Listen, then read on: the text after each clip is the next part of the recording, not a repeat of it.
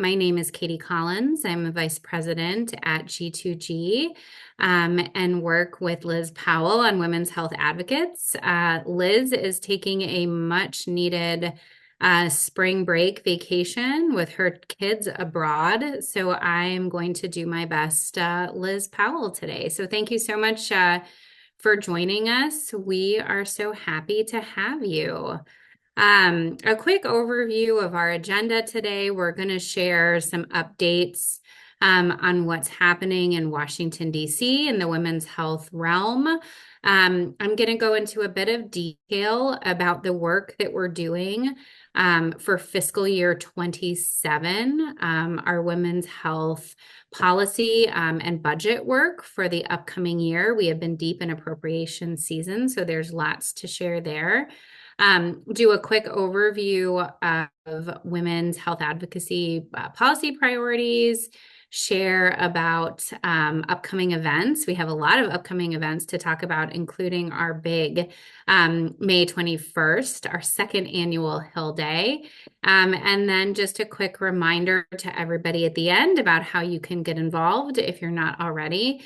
And hopefully we'll have some time left over for Q&A. So let's go to the next slide. All right. So just to kick us off, some updates on what's happening in Washington. On the congressional front, everybody has been very focused on the budget process for the upcoming fiscal year. We'll get into that a bit on the next slide, but we have had some new bills introduced recently, one on access to contraception, and that one's actually coming with a Republican lead with Rep. Ashley Hinson, which is very exciting. And then several bills focused on maternal mortality, as well as data collection around maternal health and maternal health outcomes.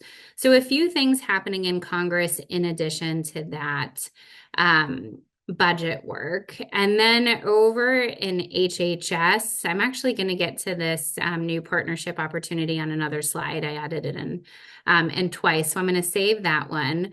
But today is a big day when it comes to Title X funding. So the White House had promised that all funds would be released today, April 1st.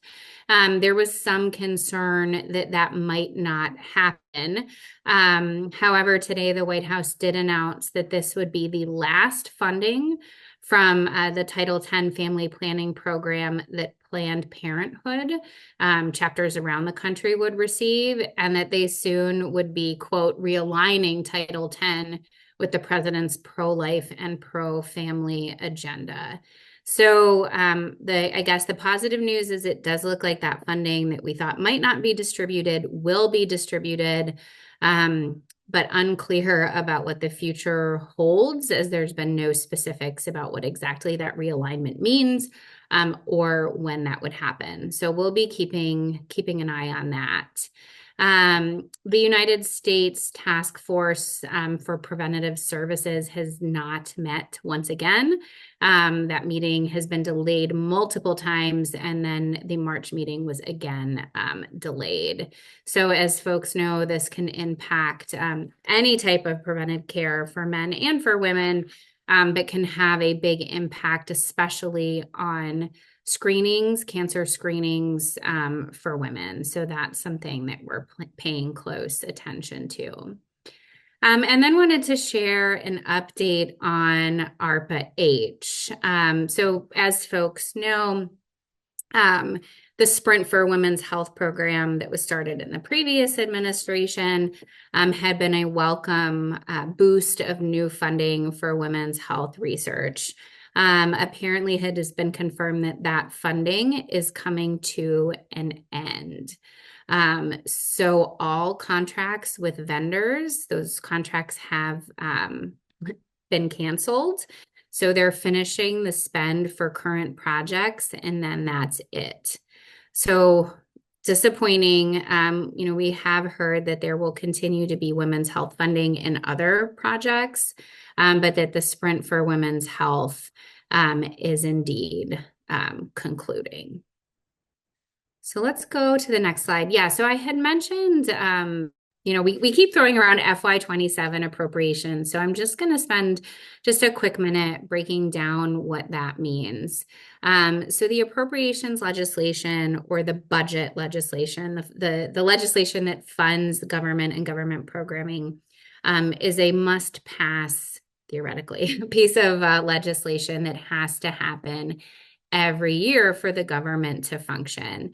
And it is a way to ensure, or to work to make your policy priorities, and in this case, WHA policy priorities, a reality and enacted into law, especially at a time when actual regular order in Congress has been stymied. This is a good way for us to keep our work moving forward. So we have been very busy on these 6 different budget submissions, filling out paperwork for every office. The goal is to have as many congressional offices as possible submit these as their priorities to show to the committee in Congress that makes the decision that these are priorities for multiple members and should be included. So I'm just going to talk about them just very briefly. So for live within the Health and Human Services bill, that $200 million for interdisciplinary funding for women's health is to create extra dollars to go to women's health projects that span institutes. So there are 27 institutes within the National Institutes of Health. We know that women's health is not just one body part, is not just one institute. And so this would work to coordinate women's health research across all of the ICs to make sure that the women's health perspective is represented in work that's happening in each of those institutes. The reimbursement parity is language for CMS to work to equalize the valuation and reimbursement rates for women's health care procedures to men's health.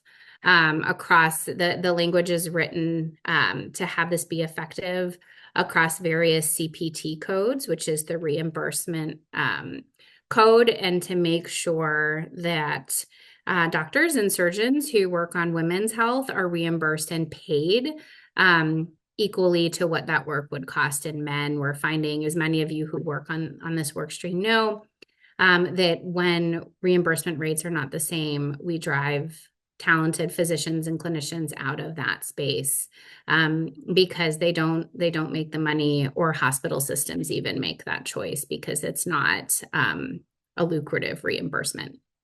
So that's another one. And then we have 2 in the menopause space. And so one is funding for the Menopause Research Action Network that lives at the National Institutes of Health. So this has existed before. So we're asking for continued level funding for this. And then also working on language around menopause medical school education to say that if you're receiving government funding, then you must include menopause in your curriculum. As we know, that's something like only 30% of OBGYNs report having had teachings in menopause in their residency. In the FDA, we're working on a program called Pilot X. We're asking for $5 million worth of funding to build a women's health hub, professional network within FDA. We have had so many shared experiences with those in our community about, drug and device makers going to FDA, having to spend their very limited time where they're supposed to be educating about their innovation, instead teaching about basic female biology, just because we don't have women's health experts located within FDA. This would be not a copy, but modeled off of the Oncology Center of Excellence that was established at FDA back in the Cures Act, where we made sure that we had cancer experts at FDA ready to move on those innovations. So we would take a lot of lessons learned from that experience that's proven really successful, and apply that to women's health.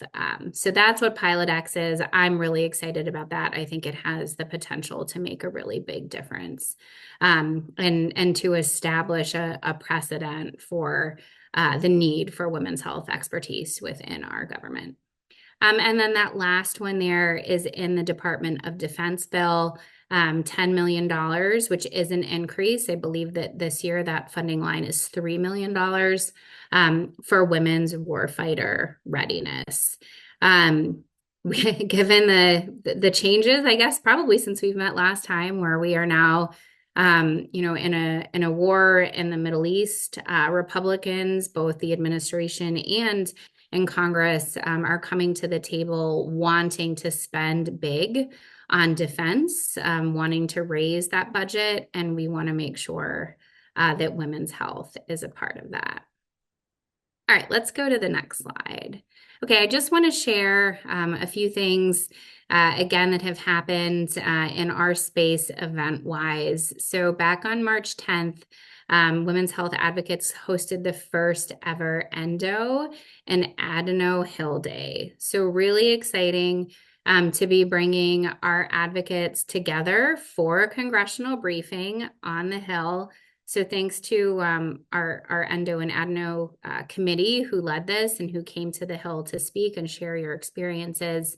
And then did Hill meetings afterwards with legislators. So kind of a mini Hill afternoon after a very successful congressional briefing.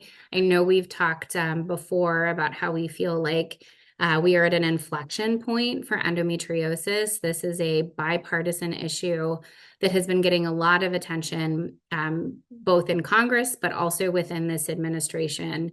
And we want to make sure that we're continuing to raise our voices on this issue, to show our appreciation for engagement, on this really impactful condition, and hopefully to be moving innovation forward. So thanks everybody for your advocacy on the 10th. Let's go to the next one. So we also in May, just following the Hill Day, had the HHS Women's Health Conference. So we had lots of WHA advocates with us. You can see that we have a picture. It's not everybody, but it was the one I could get with the most folks. And just wanted to share the three main announcements that came out of this Hill Day.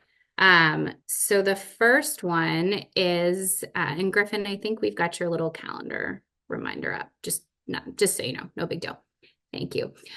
Three big announcements. So one is a partnership with the American Urological Association and the Urology Care Foundation, focused on the use of local estrogen therapy in postmenopausal women, particularly as it relates to recurrent UTIs. We know this is a huge issue in women's health and in women's health in midlife span. So really excited to see that focus. Another focus on Lyme disease, additional dollars awarded for research and innovation in that space. And then a nice collaboration with AMA on preeclampsia. So going with that maternal health, maternal mortality focus that we were talking about on the Hill. So those were, I think, the three at a glance takeaways from the Women's Health Conference. And thanks to everybody who joined us in DC for that event. I just, for anybody who's new, we can go to the next slide. Thanks, Griffin. Wanted to share just a bit on our priorities, just as a reminder for those who have been with us and for those who are new. A reminder that we have policy committees across many different areas, and I will share them all as we get to the end, but active in menopause, in maternal health, in endo, in reimbursement parity, and FDA innovation, and approval pathways. So urge folks who might not already be involved but want to please join those committees, and I'll share some more information at the end. We're continuing to work hard, as I noted, on our FY27 budget appropriation submissions. Those deadlines for House and Senate have come hot and heavy throughout March and April. That's been really the bulk of our time last month, and will continue to be probably this month as we finish those up. I'll have more on this later too, but we have on April 21st an online congressional briefing on reimbursement parity that the Surgical Parity Project is co-hosting with us. We're excited about that. The Breast Cancer Early Detection Coalition is continuing our work on the Find It Early Act. We have made progress in our advocacy on the SBIR reauthorization. It has, I think, since we've spoken, passed the second chamber and is now awaiting signature from the president. And we will get to another slide on this, but our Hill Day is coming up on May 21. And we will also be having the Illuminators event on May 20th in DC. So there's going to be information and just a couple slides on both of those events, as well as planning for the second annual July Breast Cancer Early Detection Coalition Hill Day. So that's what's happening on the federal level. We have, I mentioned, our policy committees. Our state and local committees are also doing really great work in New York and Massachusetts. We now have Texas up and running, lots of focus on menopause in our state legislatures. And so we welcome you sharing with us, what's happening in your state, where you're involved, where you might want to be involved, and how we could work with you to make a difference at the state level. And just to note that our political candidate work is being developed and is up and coming. You can see the link there where folks can submit candidates for consideration of endorsement. We are in the process of standing up a political committee. So excited about getting involved in that space too. Let's go to the next slide. So just a little bit more information on the congressional briefing that's happening on April 21. It will be online, which is really exciting. So your geography doesn't have to limit your attendance. And we have some of our great leaders in the reimbursement parity space joining us for that. I will be putting links in the chat in just a minute for folks to register. Let's go to the next slide. And I'm going to turn it over to Kara to talk a little bit about the new My Vote, Our Health webinar series. Kara? Thanks, Katie. Happy to be here. So I, like most people, we have like 230 or so people on the call today. I'm a volunteer for Women's Health Advocates, and I'm part of the steering committee as well too. And so have been helping Liz and the team operationalize WHA. And so I'm privileged to speak about one of the things that we're doing in conjunction with two other organizations beyond the paper gown and also Community Catalyst. We're launching this webinar series that'll take place. The first one, as it says here, is on April 23rd. And really, we're exploring the policies that shape women's health beyond the election cycles. Topics range from there's 5 of them, and access to care and coverage, research and innovation, maternal health and reproductive health, midlife health, and advocacy and voting. And so we're really excited about bringing on some great speakers to talk about these issues and talk about the legislation as well too. So stay tuned for more information. We'll be launching this via social media here shortly, and we would encourage you to share these webinars with your network, and just, it will help spread the word not only about WHA, but also help us, inform more people about what's going on in women's health. So back over to you, Katie. Thanks, Kara. Appreciate it. We can go to the next slide. All right, so we are so excited to be gearing up for our second annual Women's Health Advocacy Hill Day on May 21st. So on May 20th, we are co-sponsoring the Illuminators event, also in Washington, D.C., about the advancement of women's health. And then on May 21, we'll be following that with our Hill Day. And let's go to the next slide, because I think I have a little bit more. Yeah, so the 20th, we've got a packed couple days of events. The 20th will be the Illuminators event, followed by a reception the evening of May 20th. May 21, we will be working a Capitol Hill Day plus a congressional briefing, plus a reception. We are also, those of us, those folks who are on steering, may remember that when we had our steering committee retreat in December, we had an awesome lunch with Senator Susan Collins.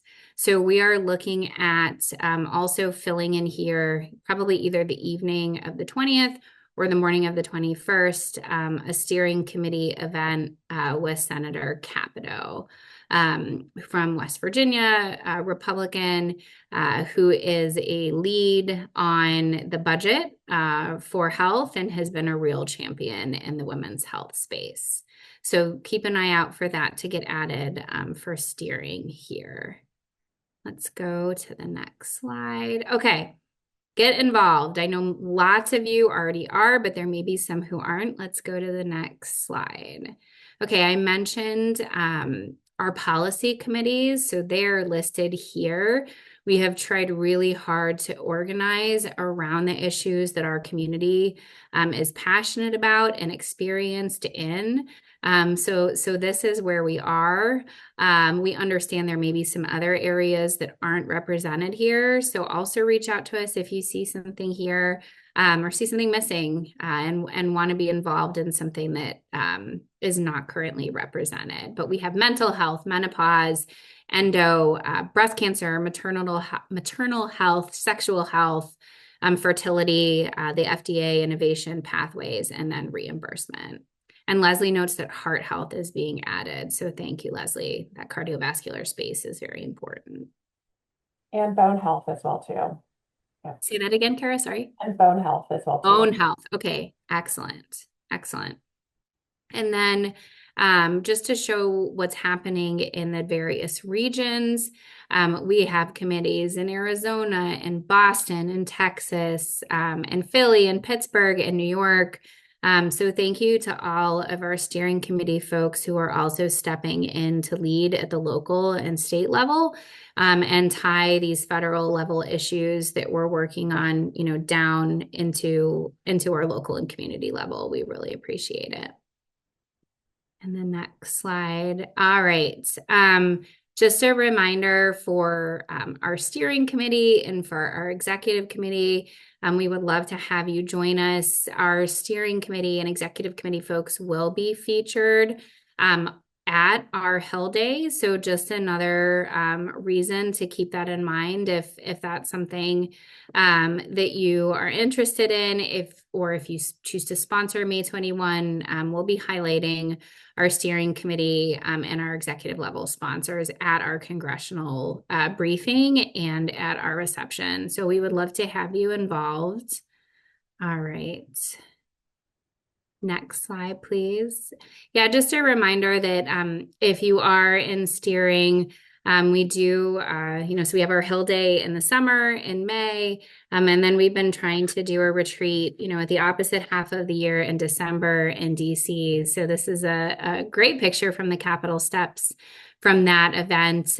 You can also see a photo in the middle of Senator Collins. We had just a wonderful lunch and discussion with her, and it actually brought her support to several of the bills we're working on, including the Find It Early Act. So we're excited to be having that same level of engagement with Senator Capito in May. And once we get through May, we'll be turning our attention to what we might do as a group in December. Just want to thank all of our sponsors. We really appreciate all of you. We could not be doing this work without your support and without your generosity. So want to acknowledge them here. Thank you, thank you, thank you. We appreciate you. And thanks to every person who is on this call and who is engaging in this work, whether that's at the federal level, the state level, the local level. not even within policy, but within your communities. We understand that this is community driven and change doesn't happen without all of us. So we appreciate everybody on this call for being a change maker, for being an advocate, and for being loud about women's health. So thank you. We Katie, just Yeah. before we wrap here, I Yep. just want to, like, again, due to looking at the questions in the chat here. Yep. So Katie's provided a great update on not only what we're doing, but also the different ways to get involved. We have 36 different committees that have been formed, and more are being formed as we get people that are passionate about the topic and have stepped up to co-lead those committees. So you're on this call because you're passionate about women's health, you want to be an advocate. So the next step beyond joining these calls is to join the WhatsApp group. I've posted it in the chat. We can post it again. The WhatsApp group is how we're communicating in between the monthly calls. And it's how you can join the different subgroups. Again, a subgroup is per committee, and express your interest in getting involved and get up to speed based upon what each subgroup committee is doing. So again, happy to be a conduit to get you tied into that. But again, just if you're looking for how do I get involved, not only like join the steering committee if you can, join in the executive committee, but you can join for free as part of just a committee member and get involved that way. So does that make sense, Katie? Yeah, absolutely. I have been trying to go, admittedly, like it's hard to read the chat and talk. I saw a couple of questions in there as I'm scrolling up. So Marissa, we haven't scheduled the steering retreat yet for December. That was from last year. So just confirming it is not necessarily December 1st and 2nd. I understand there's a big imaging conference.